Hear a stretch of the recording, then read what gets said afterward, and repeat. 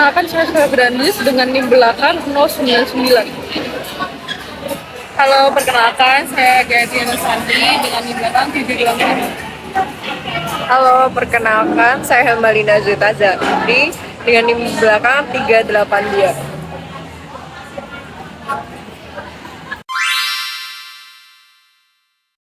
Undang-Undang Nomor 8 Tahun 2007 menjelaskan pajak adalah kontribusi wajib untuk negara yang bersifat memaksa diatur dalam undang-undang. Namun pajak ini imbalannya tidak dirasakan secara langsung. Pajak digunakan sebesar-besarnya untuk kepentingan rakyat. Sebagai hukum pajak formal, Undang-Undang Ketentuan Umum Pajak dan Tata Cara Perpajakan atau KUP mengatur mengenai prosedur pemenuhan hak dan kewajiban perpajakan serta sanksi-sanksi bagi yang melanggar kewajiban perpajakan. KUP mengatur ketentuan formal dan juga melaksanakan hukum pajak material seperti Undang-Undang PPH, Undang-Undang PPN dan PPNBM, Undang-Undang PBB, dan juga Undang-Undang BPHTB, lalu ada Undang-Undang Bea Matrai, lalu dilanjutkan dengan Undang-Undang PPSP, yang terakhir ada Undang-Undang Pengampunan Pajak. Undang-Undang Ketentuan Umum Perpajakan mengatur bagaimana pemungutan pajak itu sendiri bagi seluruh pajak di Indonesia, kecuali undang-undang yang lebih spesifik mengatur mengenai pemungutan pajak itu sendiri. Lalu dasar hukum yang pertama yaitu Undang-Undang Nomor 6 Tahun 1983 tentang Ketentuan Umum dan Tata Cara Perpajakan sebagaimana telah diubah beberapa kali, dan perubahan terakhir yaitu di Undang-Undang Nomor 16 Tahun 2009. Lalu yang kedua yaitu Undang-Undang Nomor 7 Tahun 1983 tentang Pajak Penghasilan sebagaimana telah diubah beberapa kali. Lalu perubahan terakhir yaitu Undang-Undang Nomor 36 Tahun 2008. Lalu yang ketiga yaitu Undang-Undang Nomor 42 Tahun 2009 tentang perubahan ketiga atas Undang-Undang Nomor 8 Tahun 1983 tentang pajak pertambahan nilai barang dan jasa dan pajak penjualan atas barang mewah. Lalu yang keempat yaitu Undang-Undang Nomor 12 Tahun 1994 tentang perubahan atas Undang-Undang Nomor 12 Tahun 1985 tentang pajak bumi bangunan. Lalu yang kelima yaitu Undang-Undang Nomor 21 Tahun 1997 tentang bea perolehan atas tanah dan bangunan. Lalu yang keenam yaitu Undang-Undang Nomor 10 Tahun 2020 tentang bea materai. Lalu yang ketujuh Undang-Undang Nomor 19 Tahun 2000 tentang perubahan atas Undang-Undang Nomor 19 Tahun 1997 tentang penagihan pajak dengan surat paksaan. Lalu yang terakhir yaitu Undang-Undang Nomor 11 Tahun 2016 tentang pengampunan pajak. Kewajiban wajib pajak. Yang pertama ada mendaftar sebagai wajib pajak. Setiap wajib pajak sesuai dengan pasal 2 ayat 1 Undang-Undang KUP yang telah memenuhi persyaratan subjektif dan objektif dengan ketentuan peraturan perundang-undangan perpajakan wajib mendaftarkan diri pada kantor Direktorat Jenderal Pajak yang wilayah kerjanya meliputi tempat tinggal atau tempat kedudukan wajib pajak dan kepadanya diberikan nomor pokok wajib pajak atau NPWP. Yang kedua, ada melapor sebagai pengusaha kena pajak atau PKP. Wajib pajak yang telah mempunyai persyaratan tertentu sesuai pasal 3A ayat 1 Undang-Undang PPN diwajibkan untuk melaporkan usahanya untuk dikukuhkan sebagai pengusaha kena pajak. Yang ketiga, ada mencatat dan membukukan transaksi. Wajib pajak orang pribadi yang melakukan kegiatan usaha atau pekerjaan bebas dan wajib pajak badan di Indonesia sesuai dengan pasal 28 ayat 1 Undang-Undang KUP wajib menyelenggarakan pembukuan. Namun bagi wajib pajak orang pribadi yang menghitung penghasilan netonya dengan mempergunakan norma perhitungan penghasilan neto, maka sesuai dengan pasal 14 ayat 3 UU PPH wajib menyelenggarakan pencatatan. Yang keempat, menyimpan dokumen transaksi. Wajib pajak sesuai pasal 28 ayat 1 UU KUP mempunyai kewajiban menyimpan buku-buku catatan-catatan dokumen termasuk yang diselenggarakan secara program aplikasi online dan hasil pengolahan data elektronik yang menjadi dasar pembukuan atau pencatatan selama 10 tahun di Indonesia. Lalu yang kelima, ada menghitung pajak. Wajib pajak mempunyai kewajiban menghitung besarnya pajak yang terhutang yang harus dibayar, dipotong, atau dipungut. Hal ini sesuai dengan penjelasan pasal 3 ayat 1 UU KUP bahwa fungsi surat pemberitahuan bagi wajib pajak penghasilan adalah sebagai saran untuk melaporkan dan mempertanggungjawabkan perhitungan jumlah pajak yang sebenarnya terutang. Perhitungan jumlah pajak yang sebenarnya terutang yang harus dilaporkan oleh wajib pajak tersebut sesuai dengan asas self-assessment yang dianut pada Undang-Undang KUP ini, bahwa besarnya pajak terutang harus dihitung sendiri oleh wajib pajak. Lalu yang keenam ada memungut pajak. Wajib pajak tertentu diberikan kewajiban untuk memungut pajak. Adapun pemungutan pajak yang dilakukan oleh wajib pajak dapat dilakukan atas berbagai jenis pajak berikut ini. Yang pertama ada pertambahan nilai, yang kedua ada pajak penghasilan sesuai pasal 22, yang ketiga ada pajak penghasilan pasal 4 ayat 2 diskonto SPN, yang keempat ada pajak penghasilan pasal 4 ayat 2 transaksi saham. Yang ketujuh memotong pajak. Wajib pajak yang membayar gaji dan sejenisnya, jasa, sewa, dividen, bunga, royalti, wajib memotong pajak. Adapun jenis pajak yang dilakukan pemotongan oleh wajib pajak meliputi jenis pajak. Yang pertama ada pajak penghasilan pasal 21, yang kedua pajak penghasilan pasal 23, yang ketiga ada pajak penghasilan pasal 26, yang keempat ada pajak penghasilan pasal 4 ayat 2, pemotongan PPh pasal 21 sesuai dengan pasal 21 ayat 1 UU PPh wajib dilakukan oleh yang pertama pemberi kerja yang membayar gaji dan sejenisnya. Yang kedua ada bendahara pemerintah yang membayar gaji dan sejenisnya. Yang ketiga, dana pensiun dan badan lainnya yang membayar uang pensiun dan sejenisnya. Yang keempat, badan yang membayar honorarium dan sejenisnya. Yang kelima, penyelenggara kegiatan yang membayar berkaitan dengan pelaksanaan kegiatan. Lalu yang kedelapan ada memberikan bukti potong atau bukti pungut. Setiap wajib pajak yang melakukan pemotongan maupun pemungutan pajak harus membuat dan memberikan bukti potong atau bukti pungut kepada wajib pajak yang dipotong atau dipungut, termasuk apabila pada jenis pajak tertentu yang merupakan bukti pemungutan adalah berupa surat setoran pajak. Lalu yang kesembilan ada membayar pajak. Sesuai pasal 12 ayat 1 UU KUP, wajib pajak wajib membayar pajak yang terutang sesuai dengan ketentuan peraturan perundang-undangan perpajakan dengan tidak menggantungkan adanya surat ketetapan pajak. Membayar PPh yang terutang dapat terjadi pada berbagai kondisi maupun transaksi berikut ini. Yang pertama ada membayar PPh pasal 29 kurang bayar pada akhir tahun. Yang kedua membayar PPh pasal 25 pada setiap masa. Yang ketiga membayar PPh yang sudah dipotong atau dipungut.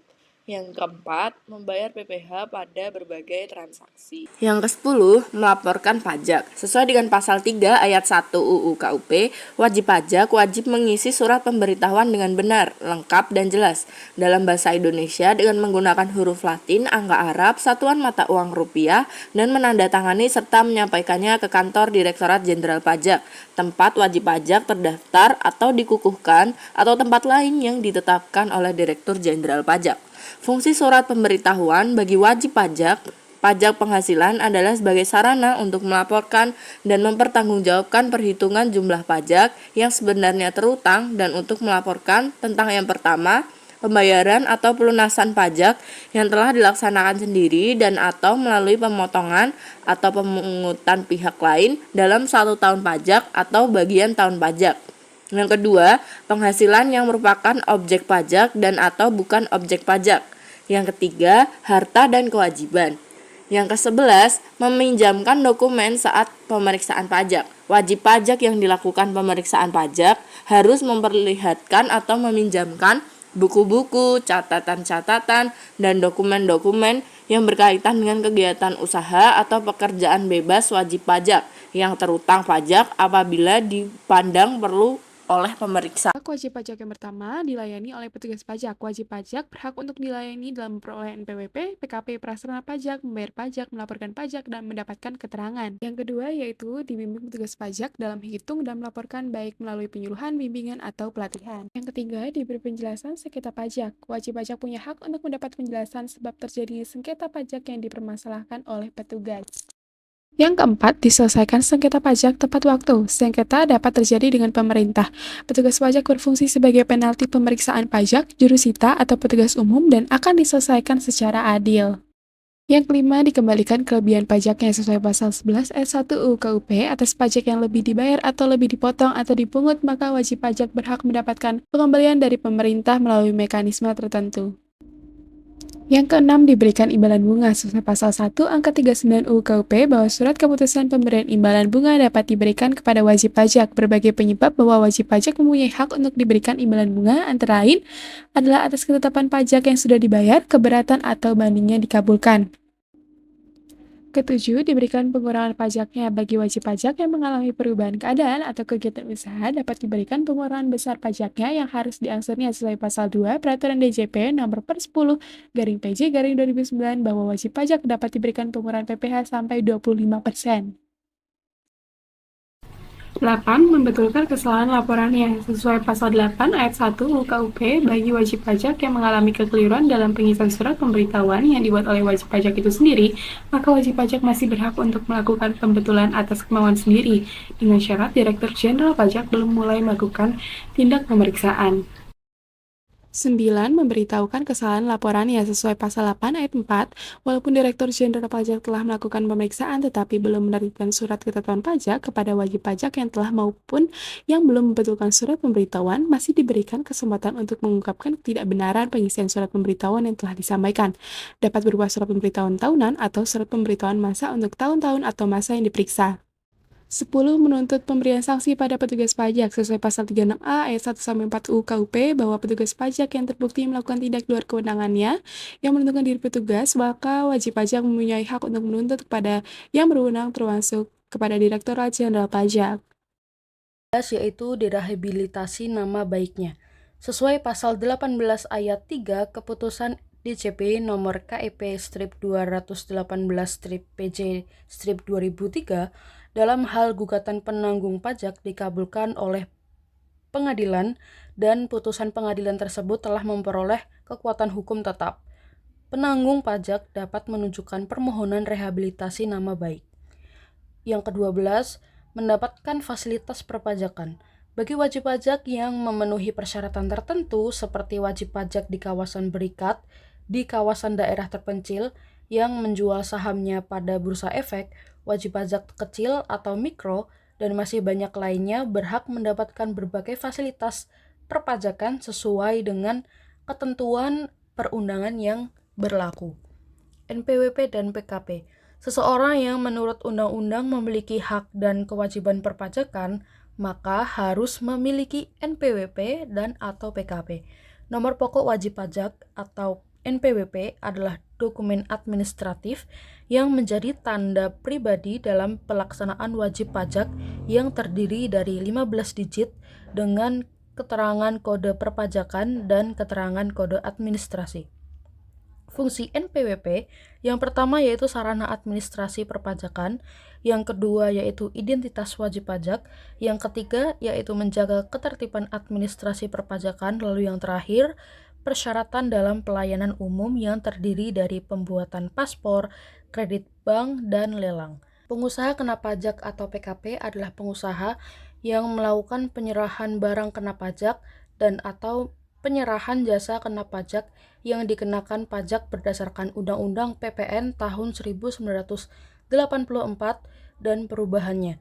Fungsi NPPKP yang pertama, identitas bagi PKP yang bersangkutan selain dari NPWP, yang kedua identitas PKP yang telah memiliki yang diperuntukkan dalam melaksanakan hak serta kewajibannya dalam perpajakan yaitu PPN dan PPNBM.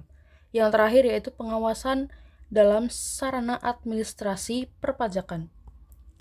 NPWP berdasarkan pasal 2 ayat 1 Undang-Undang HPP tahun 2021, setiap wajib pajak yang telah memenuhi persyaratan subjektif dan objektif wajib mendaftarkan diri untuk diberikan NPWP. Pasal 21 ayat 5A Undang-Undang 36 tahun 2008 yang menyatakan bahwa bagi wajib pajak yang belum memiliki NPWP akan dikenakan tarif lebih tinggi yaitu lebih tinggi 20% daripada tarif yang diterapkan terhadap wajib pajak yang dapat menunjukkan nomor pokok wajib pajak. NPWP bagi wajib pajak orang pribadi yang merupakan penduduk Indonesia menggunakan nomor induk kependudukan. PKP atau perusahaan orang pribadi atau badan yang mempunyai tempat kegiatan usaha di wilayah beberapa kantor Direktorat Jenderal Pajak wajib melaporkan usahanya untuk dilakukan sebagai pengusaha kena pajak baik di kantor Direktorat Jenderal Pajak yang wilayah kerjanya meliputi tempat tinggal atau tempat kedudukan pengusaha maupun di kantor Direktorat Jenderal Pajak yang wilayah kerjanya meliputi tempat kegiatan usaha dilakukan. Pengusaha kecil tidak diwajibkan untuk memilih dikukuhkan menjadi PKP. Pengusaha yang telah dikukuhkan sebagai PKP wajib memungut, menyetor, dan melaporkan PPN atau pajak PPNBM yang tertuang atas penyerahan BKP dan atau JKP yang dilakukannya. Kesimpulan presentasi kami, KUP atau Ketentuan Umum Perpajakan merupakan aturan yang mengatur aspek administrasi perpajakan di Indonesia. Aturan ini mencakup hak dan kewajiban pajak serta wewenang otoritas pajak dalam pengelolaan sistem perpajakan. Secara umum, KUP mengatur hal-hal mengenai subjek dan objek pajak, kewajiban wajib pajak, dan hak wajib pajak. Dengan adanya KUP, sistem perpajakan menjadi lebih transparan dan memberikan kepastian hukum bagi wajib pajak serta pemerintah dalam pengelolaan penerimaan negara.